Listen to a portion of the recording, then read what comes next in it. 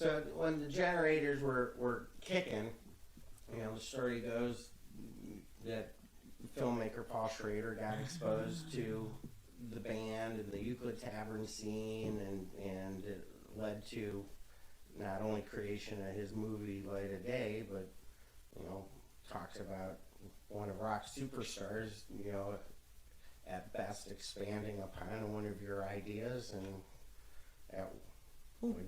born in the U.S.A. Well, that's real interesting because we won this record contest. WMMS had a, I can't even remember what the name of it was, but we submitted a song or two and we won, and you got to have a 45 pressed. And that was Summertime? No. God, I'm so old. I can't even remember what. But anyway, that was our first record. And the management that we had at the time knew Paul Schrader, and he was looking for a band basically that doesn't make it. So he wasn't looking for a Cleveland band, like Donnie Iris or something that had already.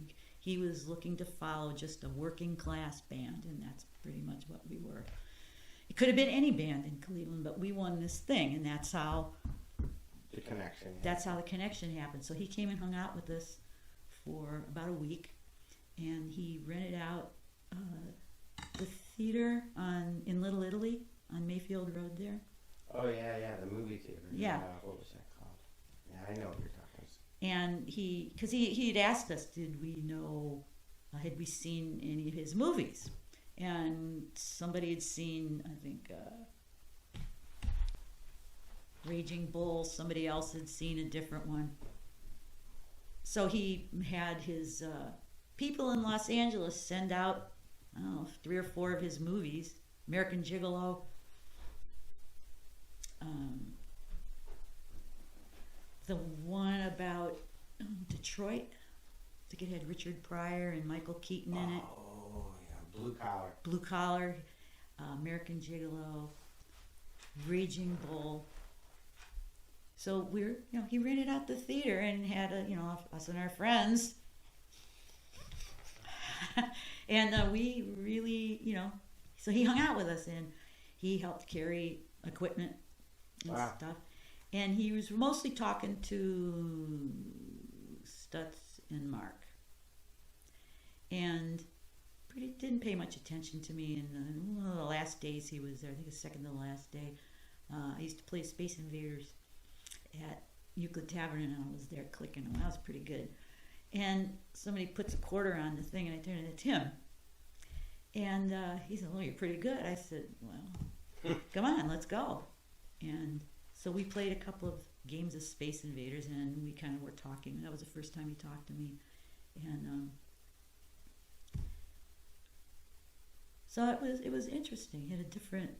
So he told us about the movie. He was wanted to be kind of like an autobiographical movie about he and his brother in the band that his brother was in, I guess. And he said, but he couldn't make it right away because he was already under contract to do this other movie. And I said, "Oh, what is that?" And with Cat People and Mishima, he had these 2 movies he had. And I was like, he goes, "You probably wouldn't know." And I said, "What?" He goes, "Well, it's about the life of Yukio Mishima." I said, "Oh, he's one of my favorite authors." And he like, So the last 2 days we talked. Yeah.